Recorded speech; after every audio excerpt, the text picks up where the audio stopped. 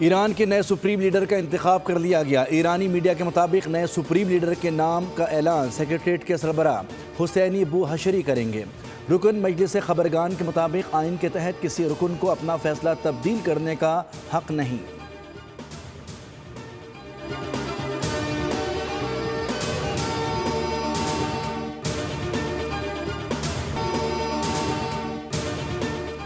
ایران کے نئے supreme leader کا انتخاب ہماری منظوری سے ہونا چاہیے۔ امریکی صدر ڈونلڈ ٹرمپ کا بیان سامنے آ گیا۔ کہا کہ ہم منظور نہیں کرتے تو ایران کا نیا سپریم لیڈر زیادہ دیر نہیں چل سکے گا۔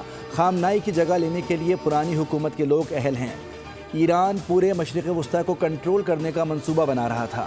ایران جنگ کے خاتمے کا کوئی ٹائم ٹیبل نہیں۔ خصوصی افواج بھیجنے پر کچھ بھی ممکن ہے۔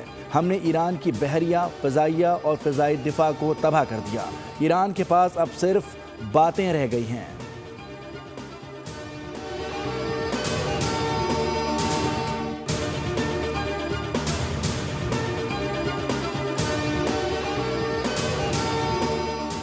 ایران کی قیادت امریکی اور اسرائیل کے خلاف جنگ میں متحد ہے۔ امریکہ اور اسرائیل کے خلاف جنگ میں ایرانی رہنماؤں میں کوئی تقسیم نہیں۔ سربراہ نیشنل سیکیورٹی کونسل ایران علی لاریجانی کا انٹرویو۔ کہا کہ ایرانیوں میں اختلافات ہو سکتے ہیں مگر وہ اس معاملے پر متحد ہیں۔ ایران کو توڑنے کا منصوبہ کامیاب نہیں ہوگا۔ ٹرمپ کو ایران کے نئے رہنما کے انتخاب میں مداخلت نہیں کرنی چاہیے۔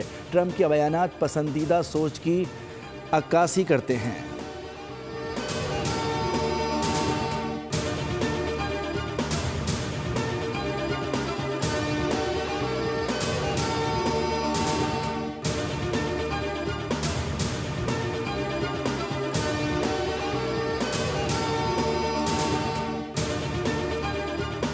امریکی ڈیموکریٹس رہنما گراہم پیٹنر نے ٹرمپ انتظامیہ کو انتہائی بے وقوف قرار دے دیا۔ کہا کہ ایرانی زمین پر فوج اتارنا موت کو دعوت دینے کے مترادف ہے۔ موجودہ حکمران نااہل ہیں، ان کے پاس کوئی پلان نہیں۔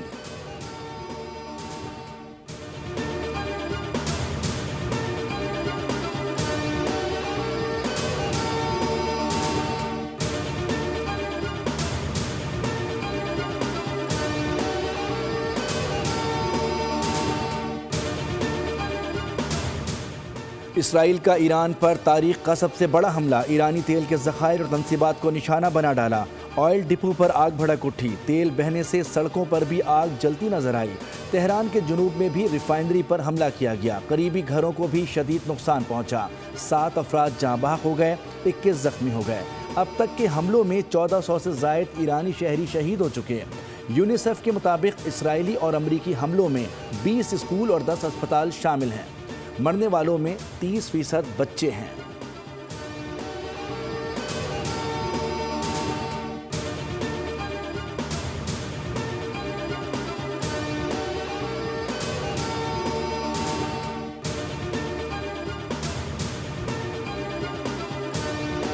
ایران کے آپریشن وعدہ صادق کی 28ویں لہر۔ ایران کے جوابی حملے جاری ہیں۔ پاسداران انقلاب نے اسرائیل کے شہر حیفا کی آئل ریفائنری کو نشانہ بنانے کا دعویٰ کیا ہے، جبکہ ایران نے 24 گھنٹوں کے دوران 200 امریکی فوجیوں کی ہلاکت کا بھی دعویٰ کیا ہے، جن میں سے 21 بحرین میں مارے گئے۔ ایرانی کارروائیوں میں امریکی تیل بردار جہاز کو بھی نشانہ بنانے کا دعویٰ۔ بحرین کے ڈی سیلینیشن پلانٹ پر حملے میں 3 افراد زخمی ہوئے۔ ایران نے کویت کے انٹرنیشنل ایئرپورٹ کے فیول ٹینکر کو بھی نشانہ بنایا، جس میں 2 بارڈر سیکیورٹی اہلکار ہلاک ہو گئے۔ یو اے ای پر بھی ڈرون حملے، 4 افراد ہلاک ہوئے۔ آبنائے ہرمز میں یو اے ای کی ایک ٹگ بوٹ کو بھی نشانہ بنایا گیا۔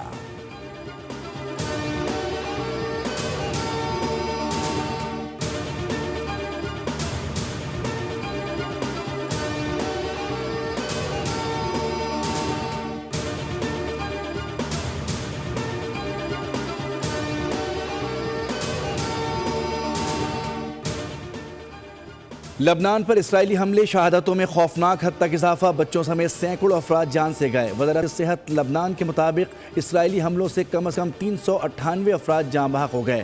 جاں بحق افراد میں 83 بچے بھی شامل ہیں۔ اسرائیلی بمباری میں 1130 سے زائد افراد زخمی ہیں۔ لبنانی تنظیم حزب اللہ کا بھی اسرائیلی جارحیت کا منہ توڑ جواب، درجنوں راکٹوں سے حملہ کر دیا۔ اسرائیلی شہر حیفا دھماکوں سے گونج اٹھا۔ اسرائیلی دفاعی نظام ناکام، 2 اسرائیلی فوجی ہلاک۔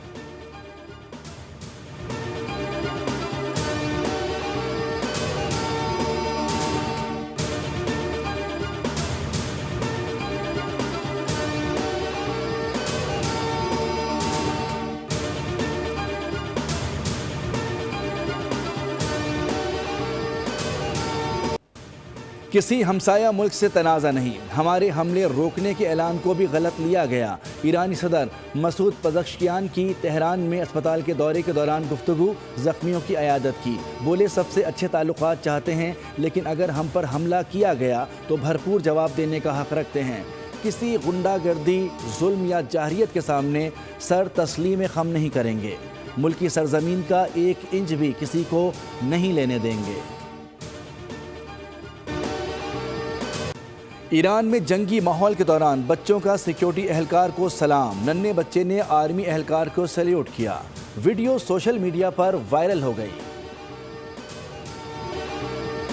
ऑपरेशन ग़ज़ब-उल हक़ में अफ़गान तालिबान को भारी नुकसान। वफाकी वज़ीर अता तारड़ का ट्वीट, लिखा अफ़गान तालिबान के 583 जंगजू हलाक, 795 से ज़ायद ज़ख्मी हुए, 242 चेक पोस्टें तबाह, 38 पोस्टों पर पाकिस्तान का परचम लहरा दिया गया, जबकि 213 टैंक, बख्तरबंद गाड़ियाँ और तोपें तबाह कर दी गईं।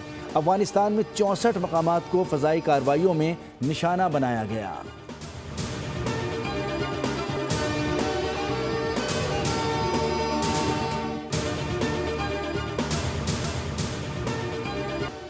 सिक्योरिटी फोर्सेस की कार्रवाई, फितनल खवारिज की दरअंदाजी की कोशिश नाकाम। अफगान सरहद चमन सेक्टर पर कार्रवाई में 1 खारजी हलाक, दीगर जख्मी हालत में फरार। केपी में भी सिक्योरिटी फोर्सेस का एक्शन, मुख्तलिफ कार्रवाइयों में 13 खवारिज जहन्नुम वासिल। ISPR के मुताबिक 6 और 7 मार्च को कार्रवाइयाँ की गईं। बन्नू में 3 खवारिज, खैबर और जनूबी वज़ीरिस्तान में 5 खारजियों का कला कमा किया गया। सदर, वज़ीर आज़म और वज़ीर दाखिला का सिक्योरिटी फोर्सेस को खिराज तहसीन।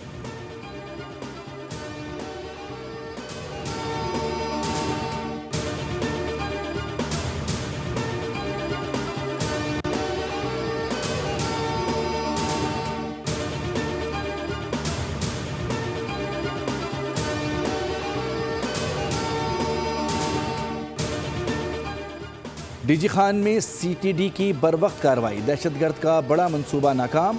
सरहदी गांव जोतर के करीब CTD और फितनल खवारिज के दहशतगर्दों के दरमियान शदीद फायरिंग का तबादला, 4 खतरनाक दहशतगर्द हलाक हो गए, 11 फरार। तर्जुमान CTD के मुताबिक कार्रवाई खुफिया इत्तलात की बुनियाद पर की गई थी और दहशतगर्द पुलिस चौकियों और दीगर सरकारी तनसीबात पर हमले की मनसूबाबंदी कर चुके थे। कार्रवाई के दौरान दहशतगर्दों से राइफलें, गोलियां और बारूदी मवाद भी बरामद। T20 वर्ल्ड कप फाइनल का मार्का भारत ने जीत लिया। न्यूजीलैंड को 96 रन से शिकस्त दे दी। भारतीय बल्लेबाज संजू सैमसन 89 रन के साथ नुमाया रहे। ईशान किशन 54, अभिषेक शर्मा ने 52 रन बनाए। न्यूजीलैंड के 8 बल्लेबाज डबल फिगर में भी दाखिल ना हो सके।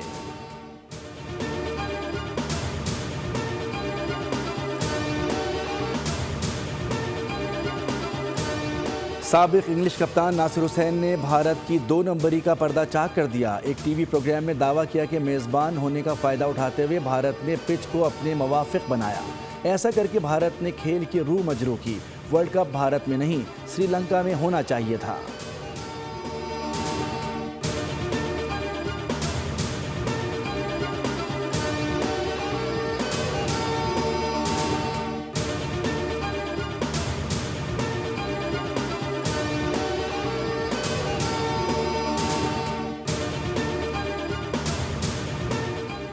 आलमी सतह पर बढ़ती कशीदगी के पेश नज़र वज़ीर आज़म की ज़ेर सदारत मुल्क की मईशत के इस्तेहकाम से मुतालिक इजलास में बताया गया कि मौजूदा इलाकाई सूरत हाल से तवानाई की फरहमी और आलमी मंडियों में कीमतों पर असर पड़ सकता है, जिसके पेश नज़र हुकूमत पेशगी इक़दाम कर रही है।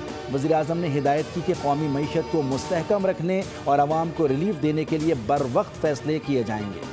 सरकारी सतह पर सादगी और किफ़ायत शारी को यकीनी बनाया जाए।